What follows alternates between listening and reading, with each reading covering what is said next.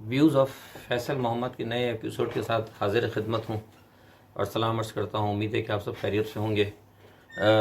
آج سب سے پہلے کچھ خبروں پہ میں تجزیہ دے دوں. سب سے پہلے تو ایک افسوسناک واقعہ ہے جو کل مشق میں ہوا تھا.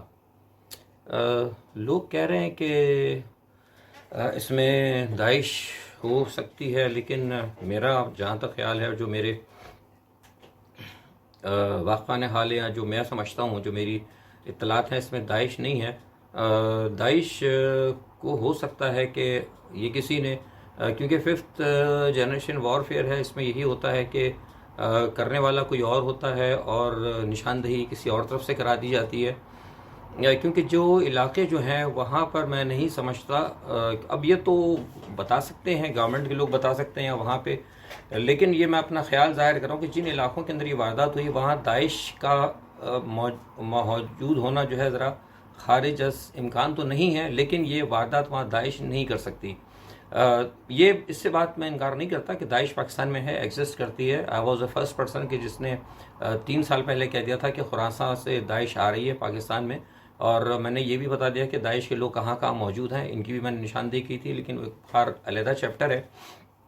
داعش بہرحال ایگزسٹ کرتی ہے، لیکن میں نہیں سمجھتا کہ اس معاملے کے اندر داعش ہوگی، کیونکہ یہ اصل میں معاملہ جو کیا ہے یہ میرے خیال سے یہ نان اسٹیٹ ایکٹرز جو ہیں نا، یہ ان کا کام ہے. اور یہ نان اسٹیٹ ایکٹرز جو ہیں وہ اس وقت متحرک ہوتے ہیں جب آپ کے ملک میں آپ کی کوئی بھی سیاسی قوت جو ہے ملک کے اندر جب حالات خراب کرنا چاہتی ہے. ابھی جو اطلاعات آ رہی ہیں وہ یہ آ رہی ہیں کہ کچھ لوگ کہہ رہے ہیں کہ میں نے بھی دیکھا بھی ہے، گورنمنٹ کے لوگ بھی کہہ رہے ہیں کہ کوئی انڈینز کے ہینڈ جو ہے اس میں پتہ لگا ہے. اوبیسلی ہو سکتا ہے انڈین کا ہاتھ ضرور ہوگا. ہم تو خود کہتے ہیں کہ انڈیا تو پاکستان کو ڈی اسٹیبلائز کرنا چاہتا ہے، اور ایون امیت شاہ کہہ چکا ہے کہ ہم بلوچستان کو علیحدہ کریں گے.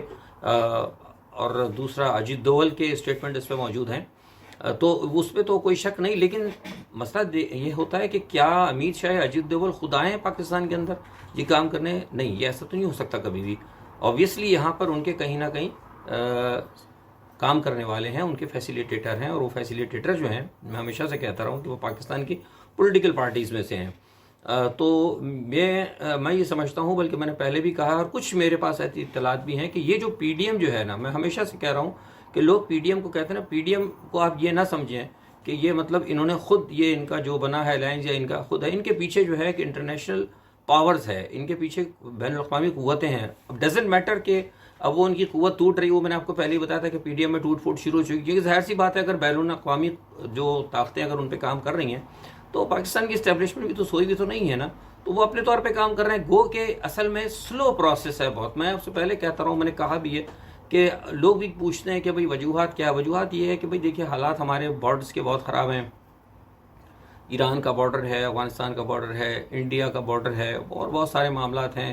آپ کو پتہ ہے اندر کے بھی حالات بڑے خراب ہیں. سابقہ حکومتوں نے جو پاکستان میں سیاست تو کی نہیں ہے، ساری فقہ واریت، لسانی فقہ واریت اور مذہبی فقہ واریت، وہ ساری جو کی ہے انہوں نے، اس کی وجہ سے یہ سارے معاملات اتنے بگڑ چکے ہیں کہ وہ اسٹیبلشمنٹ ایک دم تیزی سے کوئی قدم نہیں اٹھا پاتی. تو وہ اپنے طریقے سے کام کر رہے ہیں. اب یہ جو کل واقعہ ہوا ہے وہ بیسیکلی نان اسٹیٹ ایکٹرز نے کیا، اور وہ اس لیے انہوں نے کیا تھا کیونکہ آپ کو یاد ہوگا کہ جس دن یہ واقعہ اس سے ایک دن پہلے وہ ایک علامہ، غالباً ان کا نام ہے راجہ ناصر صاحب، انہوں نے ایک اسٹیٹمنٹ دیا تھا اور انہوں نے کہا تھا پی ڈی ایم، بیسیکلی انہوں نے پی ڈی ایم کو کنڈیم کیا تھا. پی ڈی ایم کو انہوں نے کنڈیم کیا کہ پی ڈی ایم جو کچھ کام کر رہی ہے، ریاست کے خلاف بات کر رہی ہے، پاکستان کے دفاعی اداروں کے خلاف جو بات کر رہی ہے، یہ اصولاً ٹھیک نہیں ہے. پاکستان اس وقت ایک اہم صورتحال سے گزر رہا ہے. ہمیں حکومت کے ساتھ مل کر معاملات کو درست کرنا چاہیے. میں سمجھتا ہوں بہت اچھی بات تھی، حوصلہ افزا بات تھی، اور میں نے بڑی تعریف کی تھی راجہ صاحب کی کہ بہت اچھی بات ہے. لیکن جیسے ہی انہوں نے یہ بات کی تو فوراً ہی آپ نے دیکھا کہ اس کا نقصان کس کو پہنچا. اس کا نقصان پہنچتا تھا پی ڈی ایم کو. تو پی ڈی ایم کو جیسے ہی نقصان پہنچتا تھا تو جو ان کے نیچے، ان کے ساتھ ساتھ جو ان کے کور میں کام کرنے والے جو نان اسٹیٹ ہیں، ایکٹرز ہیں، انہوں نے پھر یہ کام کرا دیے. کیونکہ ان کی کوشش یہ تھی کہ ہم یہاں تو ناکام ہو رہے ہیں، سیاسی سطح پہ ہمیں کامیابی نہیں ہو رہی. کیونکہ دیکھیے میں نے آپ کو بتایا تھا کہ زرداری خود کہہ رہا تھا کہ لوگ ہماری کال پہ باہر نہیں آ رہے، تو انہوں نے پھر فرقہ واریت کرانے کے لیے انہوں نے یہ کام کر دیا. اور ہزارہ برادری جو ہے، حضرات جو ہیں وہ بیچارے، آپ کو پتہ ہے کہ وہ تو یعنی میں سمجھتا ہوں کہ بالکل ہی بے ضرر قوم ہے. وہ تو کام کرتے ہیں بیچارے، انہوں نے آج تک کبھی کوئی ایسی بات نہیں کی، تو انہی کو ہمیشہ نشانہ بنایا جاتا ہے. اور میں سمجھتا ہوں کہ وہی ایک سافٹ کارنر تھا، تو اس لیے انہوں نے یہ کام کیا ہے.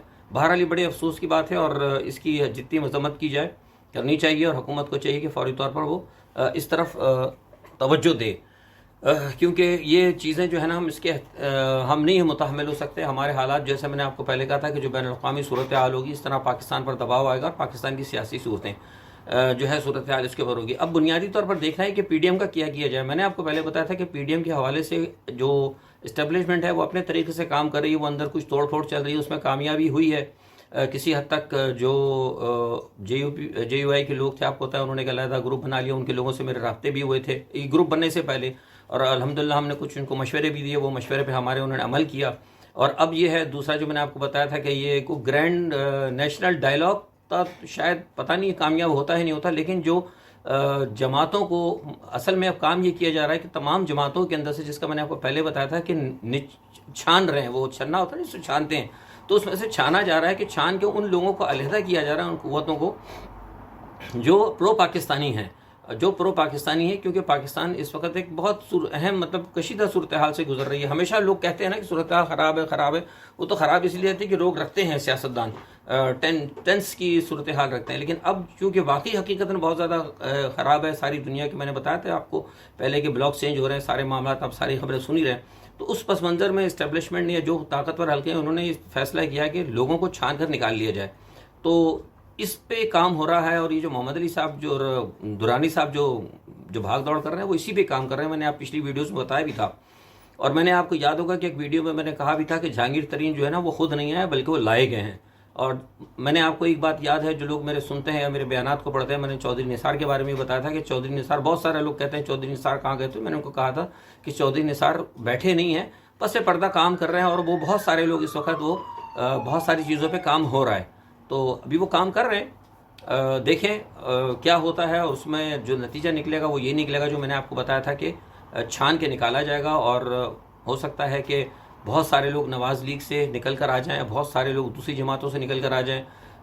ہو سکتا ہے مسلم لیگ کو اکٹھی کر دیا، کیونکہ میں خود پرانا پاکستان مسلم لیگ سے میرا تعلق ہے، اور کسی زمانے کے اندر آج سے کوئی 30-35 سال پہلے میں نے بھی مسلم لیگ کو اکٹھا کرنے کی کوشش کی تھی. لیکن میں نے بتایا تھا کہ بہت بڑا مشکل ٹاسک ہے.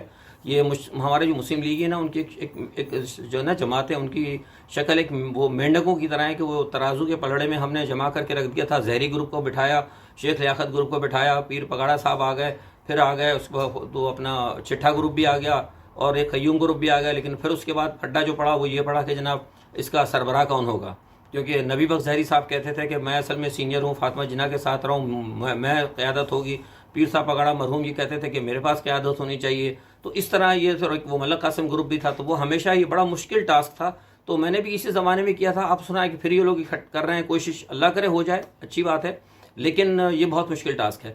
تو اس پر کام ہو رہا ہے. دوسرا میں نے آپ کو ایک بات اور بھی بتائی تھی کہ اگر آپ کو یاد ہوگا، نواز شریف کے حوالے سے میں نے کہا تھا کہ وہ سعودی عرب جا سکتے ہیں. تو کافی سینئر تجزیہ نگار ہیں، انہوں نے کہا کہ نہیں وہ نہیں جائیں گے، وہ ایسا مسئلہ نہیں ہے. دیکھیے میں نے آپ کو کہا تھا کہ وہ جائیں گے، اور یہ ابھی تک جو میرے پاس اطلاعات ہے وہ اس پہ کام ہو رہا ہے. اور کیونکہ اب اگر وہ شاید ہو سکتا ٹھہرتے کوئی ٹائم لگاتا، لیکن میں نے آپ سے کہا تھا کہ جیسے شیخ رشید صاحب جو ہیں ہمارے، انہوں نے فوراً بیان داغ دیا، وہ بار بار کہہ رہے ہیں کہ وہ 16 فروری کو ہم کینسل کر دیں گے، 16 فروری کو کینسل کر دیں گے. یعنی وہ ایک طریقے سے وہ ان کو بتا رہے ہیں کہ آپ جو ہیں جتنا جلدی ہو سکتا ہے آپ چلے جائیں. تو میں نے پہلے بھی کہا تھا کہ نواز شریف صاحب ہو سکتا ہے سعودی عرب چلے جائیں، سعودی عرب میں ان کو ویلکم کیا جائے گا. اگر سعودی عرب نہیں گئے تو پھر ہو سکتا ہے وہ دوسری جو ان کی منزل ہوگی وہ نیوزی لینڈ ہوگی. اور رہ گئی یہ بات کہ وہی ان کے پاس پاسپورٹ نہیں ہے، پاسپورٹ کو چھوڑ دیں. ان کے پاس اور بہت ساری ایسی چیزیں، ایسے ذرائع ہیں کہ ان کے لیے یہ اس پاسپورٹ کی کوئی اہمیت نہیں ہوگی. لیکن وہ کسی وجہ سے وہ اگر اپنی دوسری کوئی نیشنلٹی یا کوئی دوسرا کارڈ اگر اپنا نہیں ظاہر کرنا چاہ رہے، تو وہ آپ کو پتہ ہے پھر وہ اس کی بھی ایک وجہ ہے کہ اگر کہیں یہ بات پتہ لگ جائے کہ وہ ان کے پاس کسی اور چھوٹے سے ملک کی نیشنلٹی ہے، تو وہ ایک اور مصیبت بن جائے گی ان کے اوپر کہ آپ نے 2 ملکوں کی شہریت رکھتے ہوئے آپ وزیر اعظم کیسے بنے، اور بھی بہت سارے معاملات بن سکتے ہیں. تو لہٰذا وہ چیپٹر کبھی نہیں کھلے گا. لیکن بہرحال یہ چیپٹر ہے، اس کو آپ نظر انداز نہ کریں. اس لیے میں بارہا کہتا ہوں کہ لوگ اس چیز کو نہ کریں. بڑے پریشان ہو رہے تھے کہ نواز شریف صاحب کا پاسپورٹ اگر کینسل ہوئے گا تو وہ پھنس جائیں گے. ایسی کوئی بات نہیں، وہ کوئی نہیں پھنسائیں گے، وہ سعودی عرب چلے جائیں گے، اور سعودی عرب جانے کی ان کی تیاری مکمل ہے. ٹھیک ہے جناب. اچھا، دوسرا ایک بات اور اس میں آپ کو یہ بتا دوں کہ جو میں بارہا آپ سے کہہ رہا تھا اسی کے حوالے سے، پی ڈی ایم کے حوالے سے اور نواز شریف صاحب کے حوالے سے، دیکھیے سعودی عرب کے معاملات جو ہے نا کسی حد تک ہمارے ساتھ بہتر ہو گئے ہیں، لیکن ابھی بھی کچھ اس کے اندر دراڑیں ہیں. اور میں سمجھتا ہوں جب نواز شریف صاحب وہاں پہنچیں گے تو یہ معاملات پھر خراب ہو جائیں گے. کیونکہ میں نے ایک بات آپ کو یاد ہے, جو لوگ غور سے میری بات کو سمجھتے ہیں, کیونکہ میں بہت ساری چیزیں کھل کے نہیں اشارہ کر دیتا ہوں. میں نے آپ کو ایک بات کہی تھی کہ کچھ لوگ ہمارے ساتھ جو کہ اس معاملے میں بیچ میں ہیں, یعنی اسٹیبلشمنٹ کے درمیان اور نواز شریف کے درمیان, اس میں بھی کچھ لوگ ایسے ہیں کہ جو 2 وکٹوں پہ کھیل رہے ہیں, ڈبل مطلب کیا کہتے ہیں, وکٹ کی دونوں جانب کھیل رہے ہیں, جیسے کہ پیپلز پارٹی کھیلتی رہی ہے. تو اسی طرح اس وجہ سے بھی بہت سارے معاملات کے اندر خرابی ہوئی ہے. اور جو لوگ یہ بھی کہہ رہے ہیں, بار کہتے ہیں, بہت سے لوگ کہہ رہے ہیں کہ جناب وہ پیپلز پارٹی محب وطن ہے. شیخ رشید صاحب بار آ کے کہتے ہیں, میری سمجھ میں نہیں آتا کہ شیخ رشید صاحب وزیر داخلہ ہیں, وہ آ کے کام کریں. میں نے آپ کو یاد ہوگا, میں نے اپنی پہلی ویڈیو میں ایک دفعہ کہا تھا, جب شیخ رشید صاحب نے آتے بیان داغا تھا کہ ہم نے کیا کہتے ہیں ساری چوکیاں اٹھا دی, تو میں نے اس وقت بھی کہا تھا کہ بھئی آپ نے اگر چوکیاں اٹھا دی یا کچھ کر دیا تو آپ یہ اعلان کیوں کرتے ہیں؟ آپ جو کام کرنا ہے کرتے رہے. انہوں نے کہا میں نے چوکیاں اٹھا دی, چوکیاں ختم کر دی, وہ دیکھیں کہ لڑکے کو وہاں پہ مار دیا انہوں نے. اسی طرح انہوں نے پھر یہ کہا کہ جناب وہ عمران خان نئی کرے گا, اگر پارلیمنٹ میں نئی جو ہوگی آئین سازی جو ہوگی, جو قوانین بنیں گے, اگر یہ بائیکاٹ کر دیں گے تو عمران خان جو ہے سارا اپنے بندے سینٹ میں لے آئیں گے اور پھر نئی قانون سازی ہوگی, اور ہم اس کے بعد ان کا ایسا گلا دبائیں گے کہ ان کی چیخیں نکلیں گی. بھائی کیوں آپ کہہ رہے ہیں یہ باتیں؟ پھر اسی طرح انہوں نے پاسپورٹ کا بنا دیا. تو اس طرح میں جو ہمیشہ کہتا ہوں کہ عمران خان کے ساتھ کچھ لوگ ایسے ہیں جو وکٹ کی دونوں جانب کھیل رہے ہیں, اور جو ابھی بھی مسلم لیگ نواز کے ساتھ ملے ہوئے ہیں اور پیپلز پارٹی کے ساتھ ملے ہوئے ہیں. اور یہی چیزیں دیکھتے ہوئے اسٹیبلشمنٹ جو بہت سارے لوگ کہتے ہیں کہ اسٹیبلشمنٹ, دیکھیے اسٹیبلشمنٹ ساتھ ہے نہیں ہے, ایک بات چھوڑ دیں, لیکن یہ بات آپ کو میں کنفرم بتا رہا ہوں, میرے ذرائع تصدیق کر چکے ہیں کہ اسٹیبلشمنٹ عمران خان کے ساتھ صرف اس لیے خوش ہے کہ عمران خان بے ایمان نہیں ہے. لیکن اگر تھوڑی سی ناراض ہے تو وہ اس لیے ناراض ہے کہ عمران خان جو ہے اپنے معاملات کو کنٹرول نہیں کر پا رہا.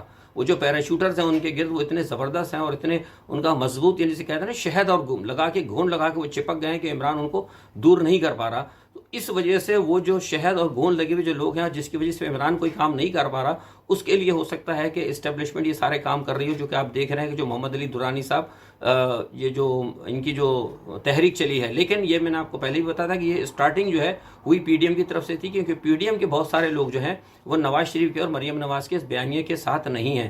تو مجھے یہ لگتا ہے کہ آنے والے دنوں میں شاید ہو سکتا ہے کہ کچھ ایسے معاملات آ جائیں کہ نواز شریف, مریم نواز اور مولانا فضل الرحمان انشاءاللہ یہ بالکل تنہا ہو جائیں گے, اور یہ پی ڈی ایم کے ساتھ جو ایک علیحدہ معاملہ چلے گا, اور یہ ایک معاملہ جو ہے سیاسی رخ پہ میں سمجھتا ہوں کہ شاید یہ معاملہ چل پڑے. دیکھیے اس کے ساتھ کیا ہوتا ہے. انشاءاللہ میں کوشش کروں گا کہ کل شام کو آپ کو اس حوالے سے کوئی دوبارہ اہم معلومات دے سکوں. اپنا بہت خیال رکھیے گا. اللہ حافظ.